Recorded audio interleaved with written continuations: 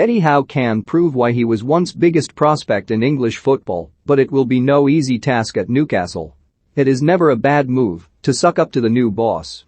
But when Matt Ritchie labelled incoming Newcastle chief Eddie Howe as a miracle worker for his feats at Bournemouth, he highlighted what many people seem to have forgotten. Short memories in football are nothing new, but in Howe's case it does appear the majority of his transformative work at the Cherries has been consigned to the dustbin. That is due to a horror final season in 2019-20, in which the team were relegated from the Premier League. In fact, the rot set in half a campaign before that, and the 43-year-old must carry the can for how the team's form nosedived from November 2019 onwards. Yet to erase what can only be described as one of the finest managerial achievements in modern English football, because of how it unraveled, is both disingenuous and unfair. Bournemouth's board were drinking in the Last Chance saloon when they handed Howe the job, while quaffing champagne on New Year's Eve, 2008.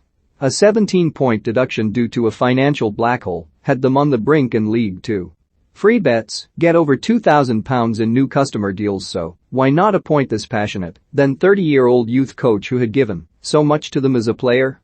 No one had any expectations, yet not only did Howe save them from going out of the Football League, within 7 years he had them in the Premier League. To distill how he did it into a sentence is a fool's errand, but his relentless work ethic, often getting into the training ground by 6:30 a.m., and ability to keep refreshing the squad were key. In the beginning, money was so tight that when Howe signed Harry Arter from Woking in 2010, the midfielder was paid the same £600 a week wages as he was at the non-league club and effectively took a pay cut as he could no longer live with his parents. Howe acquired a reliable core that included Arter, Simon Francis, Steve Cook, Ritchie, and Mark Pugh, who took them up to the big league. The young manager showed impressive tactical flexibility when heading into the top flight that should serve him well as Newcastle grows stronger thanks to their Saudi riches. Premier League fans will probably remember Howe's Cherries when they were at their best as a rapid, counter-attacking side. The peak of that was the 4-2 home win over Leicester in September 2018, when the jet-heeled Ryan Fraser made mugs out of Harry Maguire and Wes Morgan.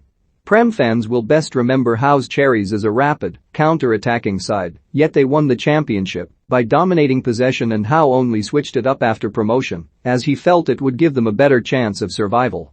It did, for 5 seasons, which for a tiny club like Bournemouth is, as Ritchie put it, a football miracle. So what went wrong in that final 18 months that saw them lose 22 games in their relegation campaign and 17 of the final 28 league matches in the campaign before? Injuries were so brutal that Howe ordered a club-wide review of why they were picking up so many. David Brooks, Lloyd Kelly, Chris Mepham, Lewis Cook, Charlie Daniels and Simon Francis were all long-term absentees. Howe losing his knack in the transfer market was huge too. He was a master of bargain buys, but it is fair to say his record with big money signings is questionable at best. Bournemouth had a recruitment team under him, but he was heavily involved, as he was in all facets of the club he essentially built, so a Toon technical director is a must. Howe looked tired in those final few months. Yes, the £20 million spent on Nathan Ake and £12 million on David Brooks were hits. But the £52 million outlay for Mepham, Phil Billing and Jefferson Lerma looks poor, and the £15 million on Jordan Ibe is indefensible. The flop signing of them all was £19 million on Dominic Solanke, who like Ibe came from Liverpool. He is going along very nicely in the Championship now, but his failure to net in his first 38 league games cost Howe dearly. Callum Wilson must also take his share of the blame, as he had an uncharacteristically shot-shy season, scoring just 8 goals, which may make for an awkward first meeting with Howe. But nothing like as tricky as it will be for Fraser, who refused to sign a short-term deal to play the final 9 games of the season after it was extended by lockdown, for fear of getting injured and jeopardizing his next move. Unlike Aston Villa, who seemed revitalized by the 3-month shutdown, the Cherries' form fell off a cliff, winning just 2 matches in Project Restart. Home defeats to Crystal Palace, Newcastle, and Southampton were devastating. Howe looked tired in those final few months of Zoom press conferences and out of ideas. Read our Football News Live blog for the very latest rumors, gossip and done deals. It's consuming me, he admitted ahead of the Toon game, which they lost 4-1. It looked to be.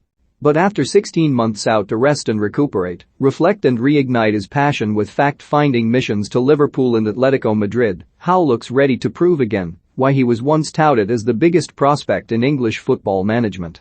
The majority of his time at Bournemouth, more than a decade of endless innovation and relentless success, suggests he can do it.